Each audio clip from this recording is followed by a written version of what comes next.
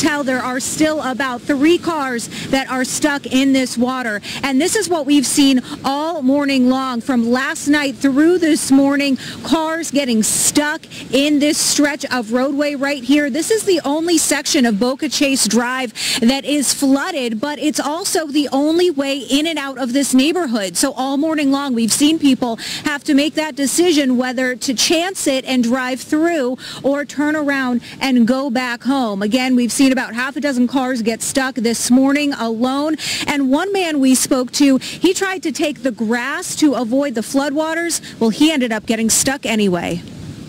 Kind of surprised to see how flooded the road was here. I actually thought that I would be able to get through, and unfortunately not realizing that the grass area is actually soaked as well. The car just sank right down. I have to leave my car, and they said at least 2 hours to wait for a tow truck. And you can see back out here, there is that car still sitting here. Another car also stuck in the mud now from people trying to avoid the water. They're also now using the sidewalk, going up on the sidewalk to try to avoid the water. So it's really not a safe situation out here. We've seen a couple of cars almost crash into each other. We have seen the sheriff's office drive through here as well as the fire department, but this water does not look to be receding anytime soon. Now we have our Andrew Ruiz also out in Palm Beach County in Boynton Beach. And Andrew, what are you seeing out there?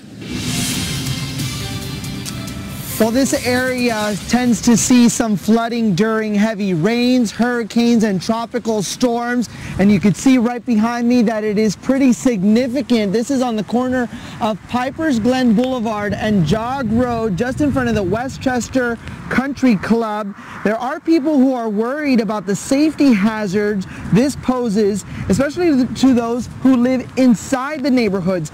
Check these people out. They did not want to take any chances going down the road and getting stuck. One of them has a flight to Ireland this afternoon. He chose to haul his luggage from the corner of his house all the way to the CVS and have his son drop him off at the airport instead.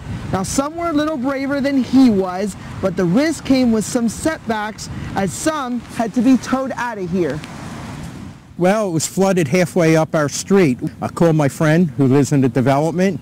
I said, Barry, you're going to be my Sherpa and help me carry my suitcase up to Jog Road. I'm going to bring him a pot of gold back from Ireland. And of course, you got to have a sense of humor in these types of situations. But on a serious note, I did speak to some people who are calling on their county commissioners to act because they have some serious concerns about first responders trying to get to their homes. We're live in West Boynton Beach. Andrew Ruiz for WPTV News Channel 5.